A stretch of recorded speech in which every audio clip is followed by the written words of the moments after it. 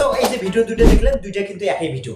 তো একটা কিন্তু এডিট করার পর এই জিনিসটা ঠিক হয়ে গেছে, আর একটা কিন্তু ওই রকমই ছিল।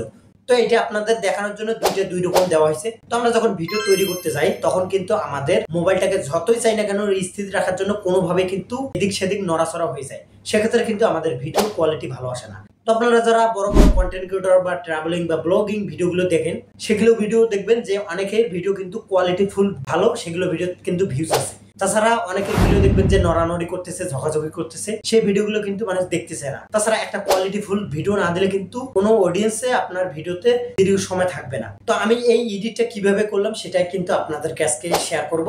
তো এই এডিটিংটা করার জন্য আমাদের গুগল প্লে স্টোর থেকে কোনো অ্যাপসের প্রয়োজন হবে না। আপনাদের মোবাইলে যদি গুগল ফটোস থেকে থাকে, তো গুগল ফটোস থেকে কিন্তু আপনারা জাস্ট ক্লিক করে দিবেন, তারা কিন্তু ভিডিওটা রেডি করে দিবে। সেখান থেকে কিন্তু আপনারা ডাউনলোড করে নতুন করে আপনাদেরকে এডিট করতে হবে। তো মোবাইল স্ক্রিনটিকে ফলো করেন, আমি দেখে দিচ্ছি। ওকে, চলে আসলাম আমার মোবাইল স্ক্রিনে। তো এই যে ফটোস অ্যাপসটা, এটা কিন্তু কম বেশি সবার মোবাইলে থাকে, তো না থাকলে আপনারা একটু কষ্ট করে ডাউনলোড করে নেবেন। তো আমরা অ্যাপসের ভেতরে চলে গেলাম। চলে আসার পর এই ভিডিওটাই মূলত আপনাদেরকে আমি এডিট করে দেখাইছি। তো এই ভিডিওটা দেখেন কতটা নড়াচড়া করতেছে।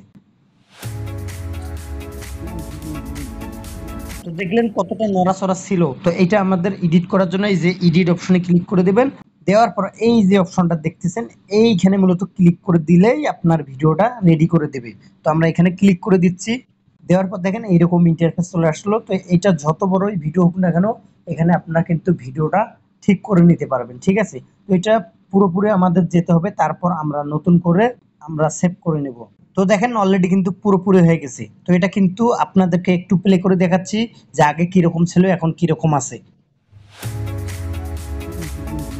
দেখছেন কতটা ঠিক করে দিছে। তো এটা সেভ করার জন্য এই যে সেভ কপি, এখানে ক্লিক করে দিবেন। দেওয়ার পর দেখেন এটা অলরেডি সেভ হয়ে গেছে।